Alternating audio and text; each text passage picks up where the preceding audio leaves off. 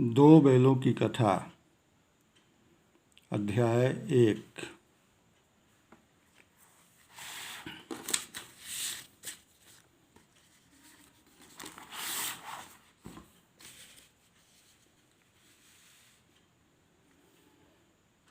कक्षा 9, विषय हिंदी, पुस्तक क्षितिज, पाठ दो बैलों की कथा, पृष्ठ 7, दिन तृतीय। पृष्ठ 7 का आद्योपांत अध्ययन करने हम जा रहे हैं। इस पृष्ठ में जो कुछ कठिन शब्द हैं उनके अर्थ शब्दार्थ के अंतर्गत दिया जा रहा है। तत्पश्चात हम उसका विश्लेषण करते हैं।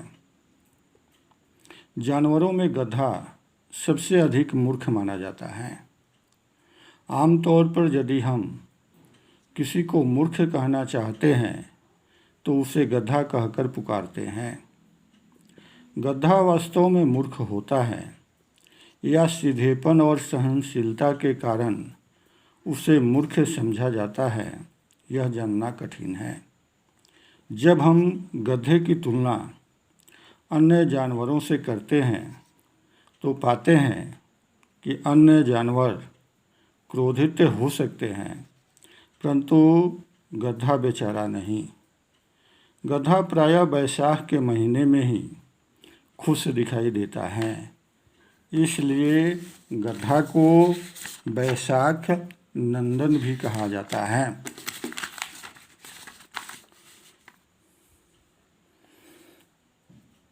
गधा का व्यवहार किसी भी स्थिति में परिवर्तित नहीं दिखाई देता। गाय शब्द का प्रयोग हम सीधेपन के अर्थ में करते हैं। वह भी क्रोधित होती है। बच्चा जन्मने के बाद वह शेरनी के समान हो जाती है। अपने बच्चे की रक्षा में वह हिंसक बन जाती है। कुत्ता वफादार होता है, परंतु कभी कभी उसे भी क्रोध आ जाता है। गधा कभी क्रोधित दिखाई नहीं देता है। गधे के स्वभाव को लेखक ऋषि मुनियों जैसा कहा है। सद्गुणों का ऐसा अनादर कहीं दिखाई नहीं देता है। शायद सीधेपन के कारण ही विदेशों में भारतीय लोगों पर जुल्म अत्याचार होते हैं और वे चुपचाप सहन करते हैं। आज की दुनिया सभ्य उसे ही कहती है जो अपने विरोधी को मुंहतोड़ जवाब देते हैं। भारतीय ऐसा नहीं करते हैं, इसलिए उन्हें असभ्य कहकर बदनाम किया जाता है। जापान का उदाहरण सामने है। इस पृष्ठ के अध्ययन के पश्चात इस पर आधारित गृहकार्य, भारतवासी किस कारण बदनाम किए जाते हैं। दूसरा प्रश्न, हम किसी व्यक्ति को गधा क्यों कहते हैं। तीसरा प्रश्न, गधे और ऋषि मुनि में क्या समानता है। धन्यवाद।